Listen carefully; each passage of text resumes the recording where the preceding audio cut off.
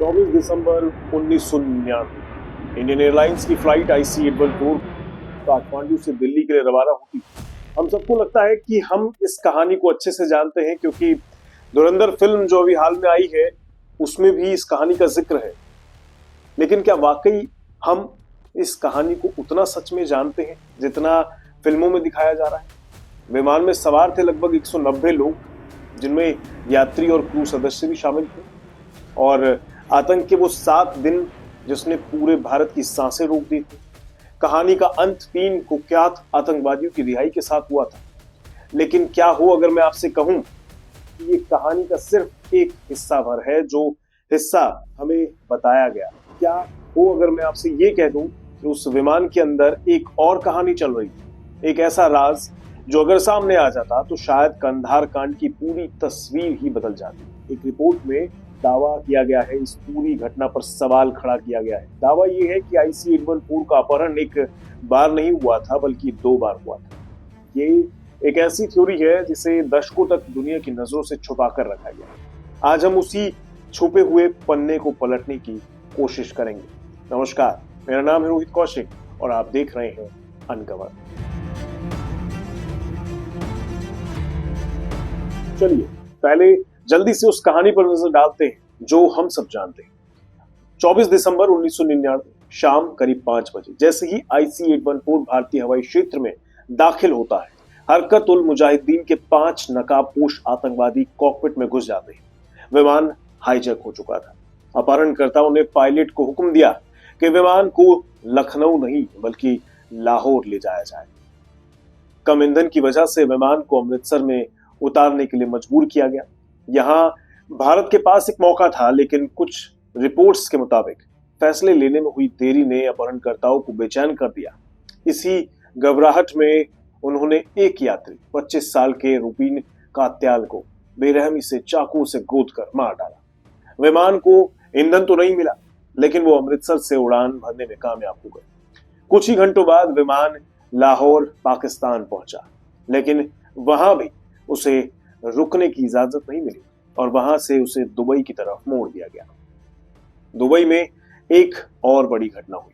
अपहरणकर्ताओं ने 27 यात्रियों को रिहा कर दिया, जिसमें ज्यादातर महिलाएं और बच्चे थे। लेकिन इसी के साथ रुबीन कात्याल का शव भी विमान से बाहर फेंक दिया गया।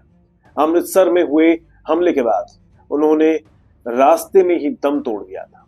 ये वो पल था जब दुनिया को अपहरणकर्ताओं की क्रूरता का असली चेहरा देखने को मिला था। दुबई के बाद विमान आखिरकार अफगानिस्तान के कंधार में उतरा, जो उस समय तालिबान के नियंत्रण में था। यहीं से दुनिया की सबसे मुश्किल बंधक नेगोशिएशन का दौर शुरू हुआ। अपहरणकर्ताओं की मांगे साफ थी: भारतीय जेलों में बंद 36 आतंकवादियों की रिहाई, 200 मिलियन अमेरिकी डॉलर की फिरौती और एक कश्मीरी अलगाववादी सज्जाद अफगानी के अवशेष। भारत सरकार पर दबाव आसमान छू रहा था। विमान में फंसे 150 से ज्यादा लोगों की जान दांव पर थी। दिन बीतते गए, बातचीत का दौर चलता रहा। अपहरणकर्ता अपनी मांगों पर अड़े हुए थे और विमान के अंदर यात्रियों की हालात बद से बदतर होते जा रहे थे। आखिरकार 7 दिनों के तनाव के बाद 31 दिसंबर 1999 को भारत सरकार एक दर्दनाक समझौते पर पहुंच गई। 200 मिलियन डॉलर और बाकी आतंकवादियों की मांग को तो खारिज कर दिया गया, लेकिन भारत को अपने 3 सबसे खतरनाक आतंकवादियों को रिहा करना पड़ा। एक मसूद अजहर, दूसरा उमर शेख और तीसरा मुश्ताक अहमद जरगर। तत्कालीन विदेश मंत्री जसवंत सिंह खुद इन आतंकवादियों को लेकर कंधार पहुंचे थे। उनकी रिहाई के बाद विमान में बंधक बनाए गए सभी यात्रियों को सुरक्षित छोड़ दिया गया। ये वो कहानी है जो सार्वजनिक है, एक राष्ट्रीय संकट, एक दर्दनाक समझौता और आतंकवाद के सामने एक लाचार सरकार की कहानी। लेकिन क्या यही पूरा सच है? शायद नहीं, क्योंकि जो सच सामने आएगा अब वो सुनिए। अब कहानी का वो हिस्सा सुनिए जहां कुछ धुंधलापन सा है। आधिकारिक कहानियों में एक ऐसा मोड़ है जो सवाल खड़े करता है, और सबसे बड़ा सवाल एक ऐसे यात्री के इर्द गिर्द घूमता है जिसका नाम है रॉबर्टो ग्योरियो। रॉबर्टो ग्योरियो एक स्विस नागरिक थे और उस वक्त दुनिया की सबसे बड़ी करेंसी प्रिंटिंग कंपनी में से एक डीला रूप के मालिक थे। जी हाँ, ये वही कंपनी है जो दुनिया के कई देशों के लिए बैंक नोट छापती है। वो उस दुर्भाग्यपूर्ण विमान में अपनी एक साथी के साथ सफर कर रहे थे जिसे अपहरण कर लिया गया था। जैसे ही अपहरण हुआ और विमान कंधार में उतरा, एक अजीब सी हलचल शुरू हुई। स्विस सरकार अचानक से इस संकट में असाधारण रूप से सक्रिय हो गई थी। कंधार में भारतीय वार्ताकारों के साथ एक स्विस राजनयिक हैंस सेडलर मौजूद थे। सवाल उठता है कि एक भारतीय विमान जिसे पाकिस्तानी आतंकवादियों ने अफगानिस्तान में बंधक बनाया था, उसमें स्विट्जरलैंड की इतनी गहरी दिलचस्पी क्यों थी? आधिकारिक तौर पर कहा गया कि भाई वे अपने नागरिक रॉबर्टो ग्योरियो की सुरक्षा के लिए वहां थे, जो एक सामान्य काउंसलर सुरक्षा प्रतिक्रिया के तौर पर देखी जा रही थी। लेकिन क्या सिर्फ एक नागरिक के लिए कोई देश इस हद तक सक्रिय होता है? ये बड़ा सवाल था। कुछ जो खोजी पत्रकार हैं और रिपोर्टर्स हैं, उन्होंने इस पर सवाल उठाए। उनका मानना है कि रॉबर्ट ग्योरियो कोई आम यात्री नहीं, उनकी हैसियत और उनकी कंपनी का काम इतना संवेदनशील था कि उनका अपहरण किसी भी देश के लिए बहुत बड़ा सिरदर्द बन सकता था। यहीं से एक नई थ्योरी का जन्म होता है, हाईजैक के अंदर हाईजैक की थ्योरी।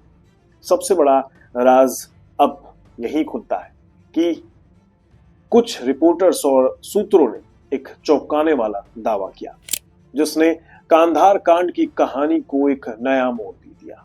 इस थ्योरी के मुताबिक जो कुछ कांधार में हो रहा था, वो सिर्फ 3 आतंकवादियों की रिहाई की लड़ाई नहीं थी। इस दावे के अनुसार जब अपहरणकर्ता कंधार में थे तो उन्हें किसी तरह से पता चल गया कि उनके बंधकों में एक व्यक्ति रॉबर्ट ग्योरी है, जो अरबों की संपत्ति के मालिक है। ये जानकारी मिलते ही खेल बिल्कुल बदल गया। अब अपहरणकर्ताओं के पास एक नहीं बल्कि 2 लक्ष्य थे।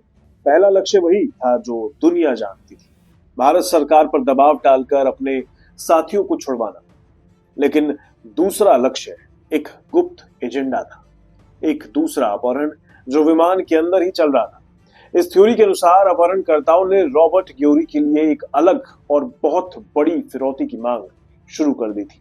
ये मांग भारत सरकार ने नहीं बल्कि सीधे स्विस सरकार और ग्योरी की कंपनी डीला रूप से की जा रही थी। सोचिए, एक ही विमान में 2 अलग अलग अपहरण की बातचीत चल रही थी, एक भारत के लिए और दूसरा स्विट्जरलैंड के लिए। इस थ्योरी के मुताबिक यही वजह थी कि स्विस राजनयिक लगातार कंधार में मौजूद थे।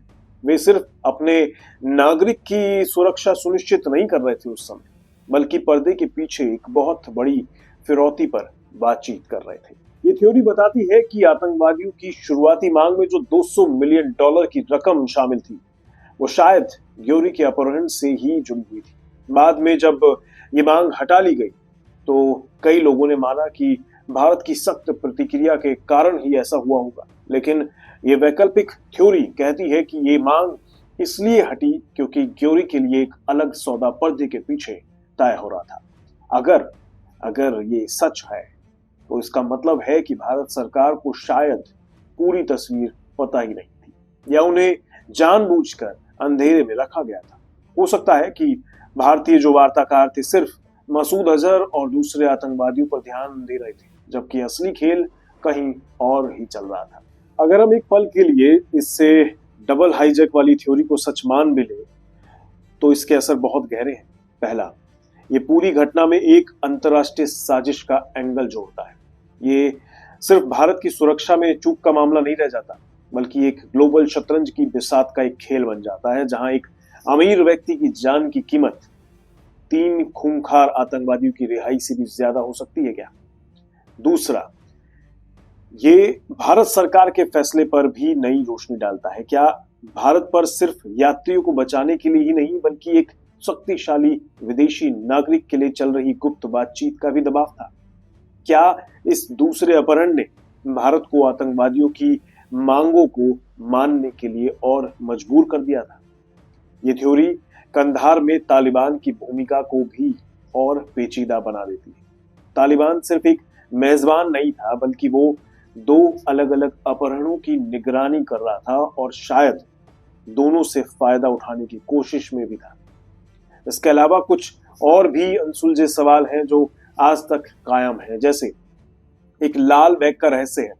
कुछ यात्रियों ने दावा किया था कि अपहरणकर्ताओं के पास एक लाल बैग था जिसके बारे में उन्होंने कहा था कि उसमें विस्फोटक है, लेकिन विमान की तलाशी के बाद ऐसा कोई भी बैग या विस्फोटक बरामद नहीं किए गए। वो बैग कहाँ गायब हो गया? क्या वो सिर्फ एक धोखा भर था या उसे भी कंधार में चुपचाप हटा लिया गया? एक और सवाल था पूर्व रॉ अधिकारी से जुड़ा हुआ, जिन्हें कथित तौर पर कंधार में पीछे छोड़ दिए जाने की अफवाह थी। उनकी कहानी अपने आप में एक अलग रहस्य है जो बताती है कि कंधार में बहुत कुछ ऐसा हुआ जो कभी सार्वजनिक किया ही नहीं गया।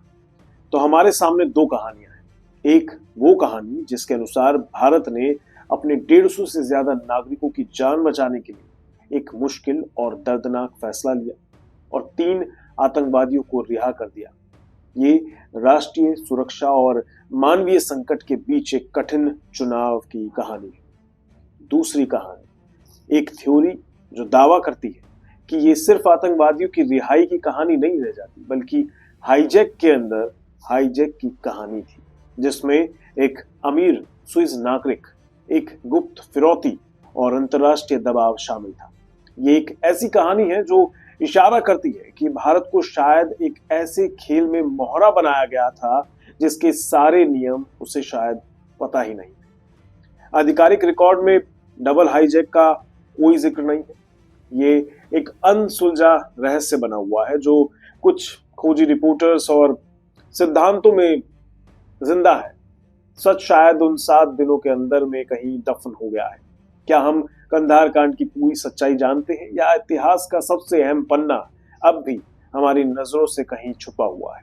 इस पूरे मामले में आपकी क्या राय है? क्या आपको लगता है कि ये जो डबल हाईजैक वाली थ्योरी है इसमें कोई सच्चाई हो सकती है या फिर ये महज एक साजिश की कहानी है? अपनी राय आप नीचे कमेंट बॉक्स में हमें जरूर बताइएगा। अगर ये कहानी पसंद आई हो तो इसे दूसरों के साथ भी साझा जरूर कीजिएगा और दोबारा मुझसे मिलते रहें इसके लिए इस चैनल को सब्सक्राइब कर लीजिएगा।